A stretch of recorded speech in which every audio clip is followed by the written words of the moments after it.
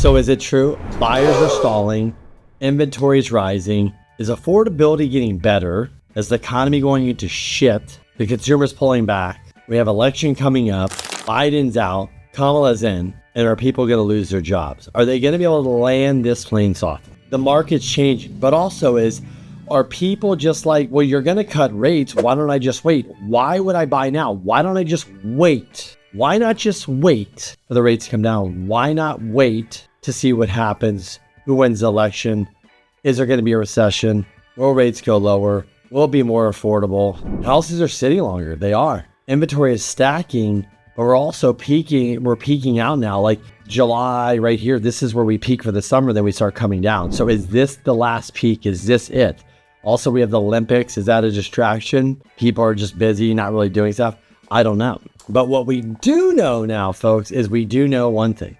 We know that data, everybody's confirming. This data is definitely in line with what the feds want. Look, inflation, I get it. It has come down from its peak, right? I think the feds are comfortable with inflation. The consumer, you're spending, but when I talk to small business owners, I'm not hearing anything great. I'm hearing pain. I'm hearing not good. I'm hearing things need to change. I'm hearing rates need to come down. I'm hearing this sucks. This has been the worst time in so long. That's what I'm hearing. What are you hearing? But then what I'm also hearing is Fed officials that have literally never once said, we're going to cut we're not talking Powell. Other Fed officials that have said, we should not cut, are now saying we need to cut in September. Are the Fed spooked? Are they worried? Are they worried that if they wait too late, they will have a job loss recession? Because you cannot cut your way out of getting those jobs back. Those jobs just don't appear. Once they let go, they might not need to reappear. If you're cutting real fast, that means the economy is not doing it. That means consumers are pulling back. That means people are getting laid off. That means you're just trying to stimulate and go, oh my gosh, what do I have? What bullets I have in my gun? What do I have? What can I throw at this? I can lower rates. I can cut rates. Are they going to do helicopter? Like, where does this thing end? Where does it go? But when it comes to housing, the fix here is affordability. The fix here is more inventory. But if we don't get more inventory, if you just drop those interest rates, you have buyers. Just affordability. Maybe people will be, I want to sell now. I can refi out of my 7%.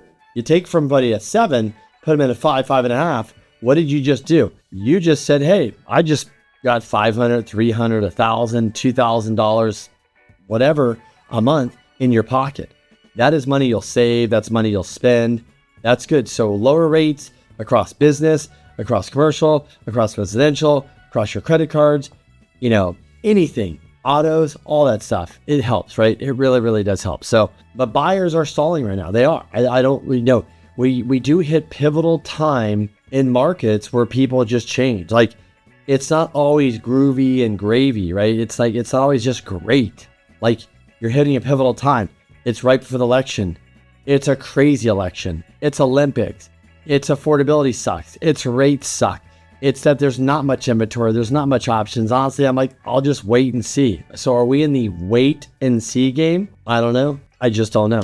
But what I do know is the data's lining up, and I feel very, very, very confident. I would say I thought they would cut before, but I have to admit, I was wrong. But now, the data's lining up, the confidence is there, and it seems that we're going to get our first rate cut in September. Maybe Powell surprises this week and just say, fuck it, I'm just going to rate cut and just surprise them all. I don't think it's going to happen, but that'd be pretty funny. That'd be pretty cool. And that would catch us all off guard, like literally like blindside. I think it'd be kind of cool if he did that, just to catch us all off and just do it. But September, I think it's going to happen. Talked about him skipping November and then another one December. But this all dictates if the data is still aligned, if the data keeps going in the right direction. We could have some pops and ups and downs and all that. They're aware. They understand what they're looking at. They're just going to keep following the data, and that's how they're going to make their decision.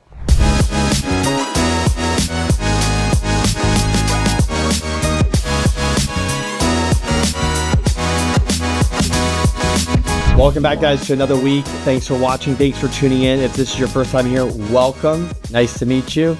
Yes, that's me shaking your hand virtually to through a camera. But if we've never met, my name is Kenny Simpson. I focus on 1 to 4 unit financing. That means if you're trying to buy a home or refinance a home, I'm your guy. Or maybe you want to buy an investment property or second home, or maybe you need to buy 5 homes or 10 homes, right? That's what I do. I've helped over 5,000 clients, funded billions of dollars of loans. I sit here and I create content for you to help educate you. So in this crazy, crazy world we live in, I focus on how all this madness and craziness affects rates, affects housing, affects inventory, and affects you. So if you want to buy, if you want to refi, I'm hopefully your guy. I'm your source who you watch and you get the data from, so you know what's going on, when it's going on, and why it's going on. Can we predict things here? No. Do we try to guess? No. We just study the data, folks. That's what we do. We look at the data and we just look at it and we study it. And that's how the market moves. The market moves based off data and this and that. And that's what we do. If you've been here 50, 100 times, thank you so much. Appreciate you joining for another week. If I can help you guys at all, look below, hit me up. You can text me, email me, call me, come by my office, whatever it is you need to do. I'm here to help answer questions. I would love to chat. I help tons and tons and tons of people, folks, every week, from Kenny and owner to this situation, that situation. I cannot fix your car. I cannot fix your computer. I cannot build you a house. I'm not going to teach your kids how to read. But what I can do is I can answer your questions in real estate, whether you're looking to invest, you're buying a first home. I can help you get pre-qualified. I can make you feel confident. I've been doing this 20 years. So I'm like an encyclopedia when it comes to real estate, because all the stuff I've done. Go check out my bio, learn more about me. But anyways, you're not here to hear about me. You're here to check out the data. So right here below, wait a minute, but you're looking at me. So right below, I'm going to sink right in, jump on the data. If it's your first time here, then you don't know what we're going to talk about next. But if you've been here, you know we always talk about first. One of the most important things in real estate, is it rates? Is it affordability? Is it inventory? Bing, bing, bing. You got it. Nationally, how are we looking? Remember, guys, it's coming July, August. We are starting to peak on inventory. Look, if you're new here, this is how it goes. We start here, right? Winter, spring, summer, fall. All you have to do is call. So this is how the cycle of real estate goes. We are usually right now, we are entering the peak of listings and then we fall.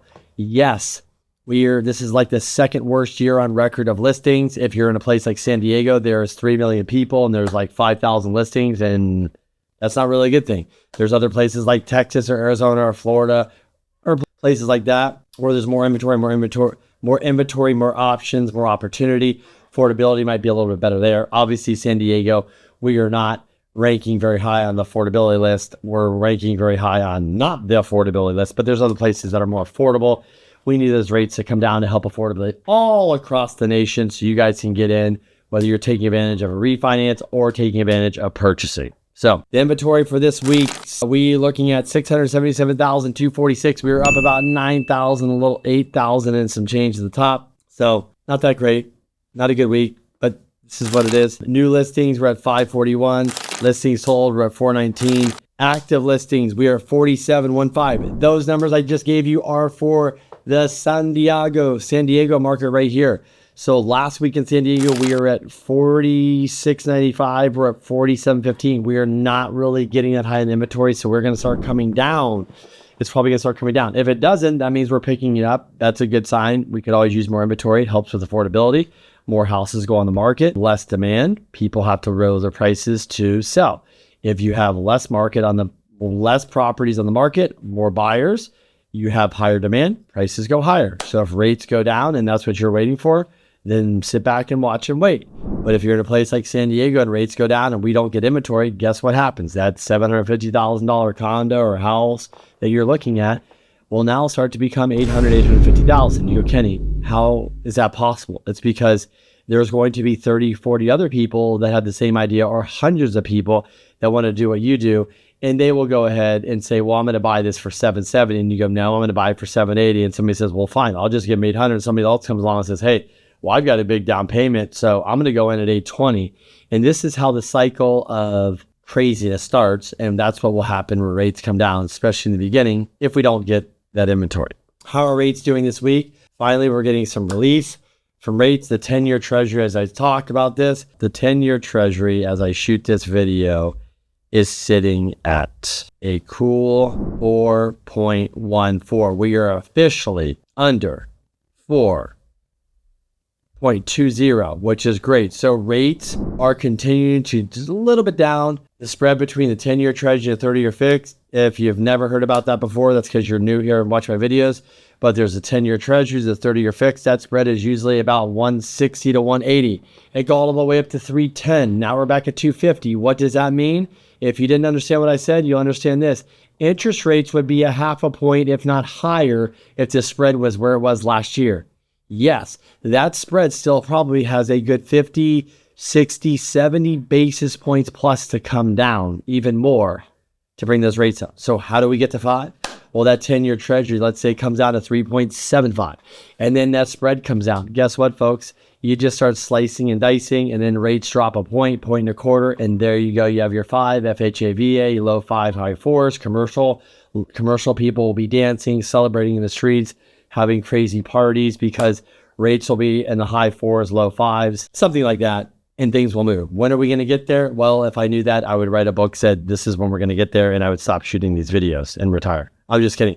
I don't know where we're going to get there, but the data will tell us when we get there, so we have to keep watching that. But speaking of data, speaking of economic news and what is going on this week, it is a pretty big week, right? We got the Olympics that is wide open. Go USA. Love watching it. Hope you guys are checking out. You know, the silver, the bronze, the gold. It's amazing. Love watching it. It's literally on like 24/7 because they rerun it and then the time difference. So it's been awesome. But besides what else is going on this week is what's going on in economic data. The big thing is obviously Mr. Big Mouth, Jerome Powell. He doesn't really have a big mouth. He's actually a pretty chill, cool guy. I call him that because every time he opens his mouth and says something, and he accidentally says something or meaningful says something, or depends on what he says something. Does that make any sense? Basically, when he says something, not me, not the US, but the entire world listens, because what that man says and what that man does moves global markets, moves rates, people make decisions off that. So he has a big, big voice, mouth, so it matters what he says, and it really does matter what he does. So we're going to keep watching, but hopefully we get a little bit of nuggets, a little something that he's going to cut or something. If it stays like this, I see a rate cut in the future. Just give us something, pal. We're ready. We've been sitting here waiting like a dog by a bowl, not getting fed. We're hungry. And for God's sakes, we just want to hear 2 words. Rate cut, rate cut, rate cut. Are you guys with me, or am I just doing this by myself? Because if you're watching this, you should be saying rate cut, because we need a rate cut. Remember, the first couple rate cuts are not going to do anything. It's psychological, because even 70, we got to get down to like 100 plus basis points to be out of tightening territory. Like, that means tightening the economy. And you guys know it. When rates are high, people ain't doing shit. They're just not. In the real estate market, there's stuff going on, but it's not like it wasn't rates are low, right? Come on, you know that. So obviously it slows things down. So what's going on for the data this week? We've got consumer confidence, job openings, ADP report, pending home sales, FOMM rate decision, that's Powell talks, IMS manufacturing, construction spending, U.S. unemployment rate, hour wages, factors. We've got a lot of data, folks. We got ADP, we got unemployment, we got Powell. It's a Powell big week. So this is going to matter. Depending on the data, 10-year could go lower. Depending on the data, 10-year could go higher. Depending on the data, Powell could be like, well, I'm closer to cutting, or what? I'm good where I don't want to cut. So it's not going to get cut this week. The data does help determine where we move forward. So if we keep on this line of data, I think we'll be good. I think we'll start moving the needle, and it'll be very helpful. So what is going on out there in some news? What are the stories? If you're new here, I like to bring in stories, articles, videos, things like that, just so we know like what's going on out there.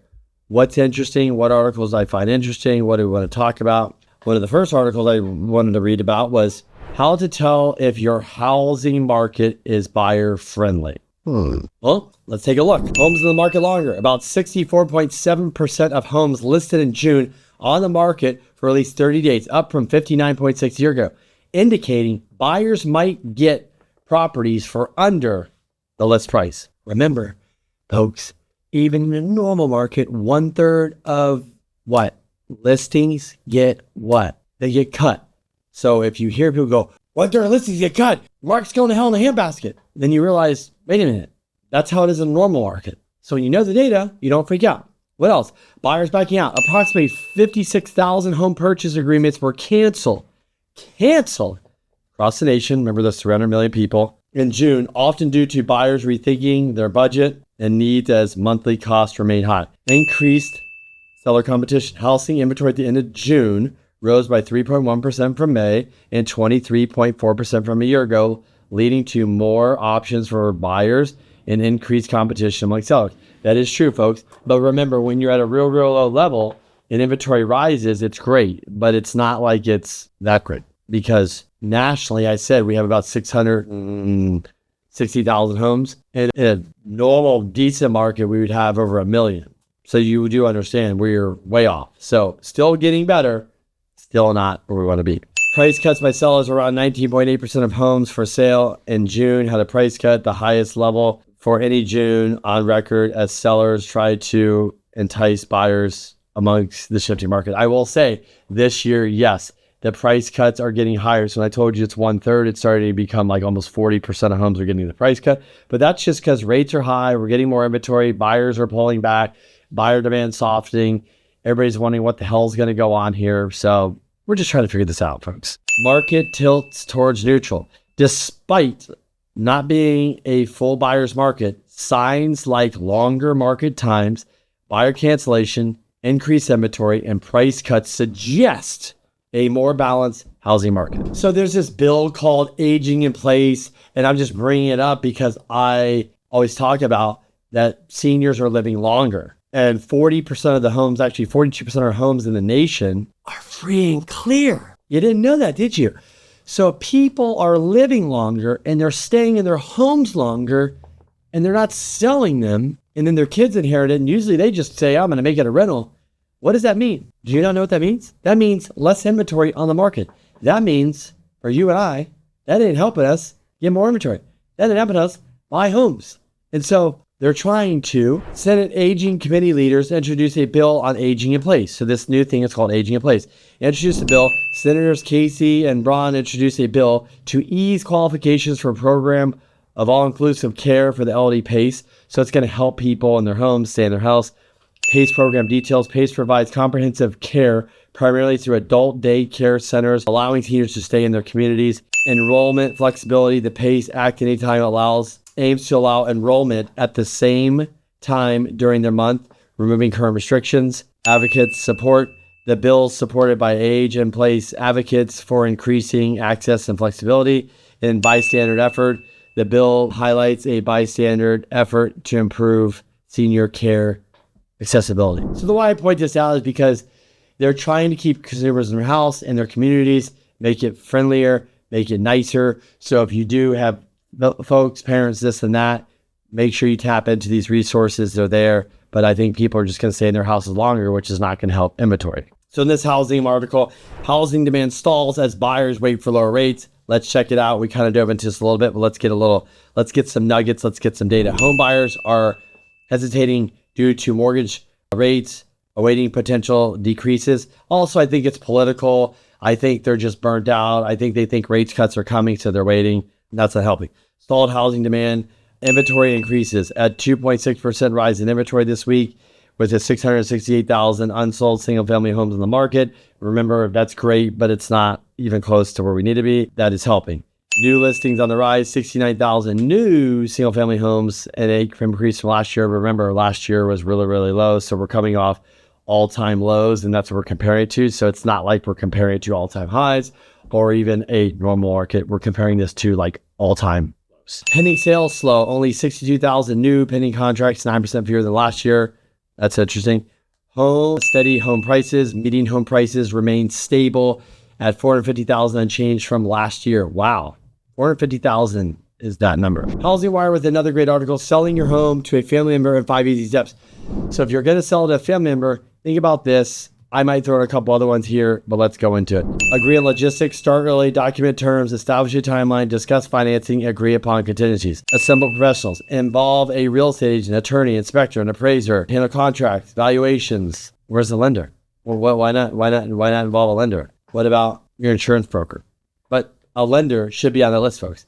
Determine home value, use a comparable market analyst and professional appraisal to set a fair market, finalize price, decide on selling market value below or above, understand potential tax implications, Close the sale, prepare for closing costs, ensure proper legal documentation to avoid future issues. So when you're going to buy a home to family members, look, a lot of this happens. You could choose not to use agents if you don't want to. Actually, escrow would actually, if you guys send it over, they'd actually help you out. Just type of a easy kind of like one pager sales agreement, which you can use. Lenders accept it, so you can save a bunch of money there. Sometimes getting an agent in does help though, because you just remove yourselves. They'll do the negotiation. Maybe they'll do it for a fixed flat fee to help you out. But look, you should have an agent, you should have a lender, you should have title, escrow, possibly an attorney, but make sure you have a good team around you, an inspector, things like that. Last but not least, this has been a topic. It's going round and round. The insurance crisis. It's here in certain states like California and Florida, but this is really becoming challenging for places like Florida. But surging home prices, and this Housing Wire is just getting the kudos this week. Surging home insurance premiums challenge mortgage industry regulators. So premium increase. Home insurance premiums have risen up to $865 since 2021. Market challenges, climate change, regulatory hurdles, inflation having increased costs for homeowners. Also, what about rates going up? Rates are higher, rates are more expensive. Carrier restrictions. Insurance carriers are limiting new policies in high-risk areas due to regulatory and cost pressures.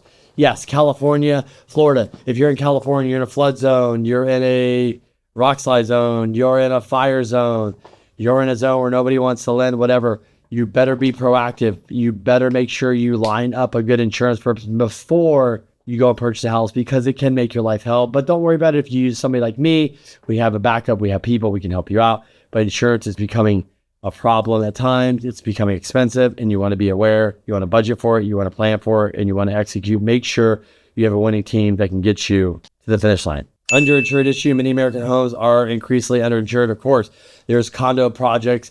There's big condo projects that have to underinsure because they cannot afford the insurance. That is actually a true statement, folks. If you don't believe me, go do some research on it. People at home are deciding to be underinsured, just like some people do on their car. It's all groovy until some shit happens, and then it's not, and then you hate your life, and then you're like, why did I do that? But I get it. Money's money, and you got to figure it out. It sucks. Legislation attention. Lawmakers are addressing housing insurance concerns, and congressional hearings impact on mortgages. Rising insurance premiums are affecting mortgage approvals and industry dynamics. And look, the Florida market's getting whacked because when the condo collapse happens, all these condos, all these things have pressure. They got to get inspections. They got to make sure secure. It's just a nightmare night right now with insurance. It's expensive. It takes time. So if you are buying a house, plan on paying more. Places like California and Florida, plan on having more time, and also make sure you work with the right team, the right insurance broker that can move quickly, that can get you the best rate and knows what in the world they're doing. Because if you don't, you can find yourself getting ready to close a deal with no insurance, running up against a tight timeline, having a fire drill, and really, really stressed out because you didn't pick the right team. So with that being said, folks, that is it for me this week. Thank you so much for watching. Again, if you need to reach out to me, if you have any questions, comments, suggestions, you need some help, please reach out. My information is below. Thanks again for watching. Have a great week. Enjoy the Olympics. Enjoy the summer. Hopefully with your kids. I know people are going back to school soon, but get outside, sweat, enjoy the heat, and we will talk to you guys soon.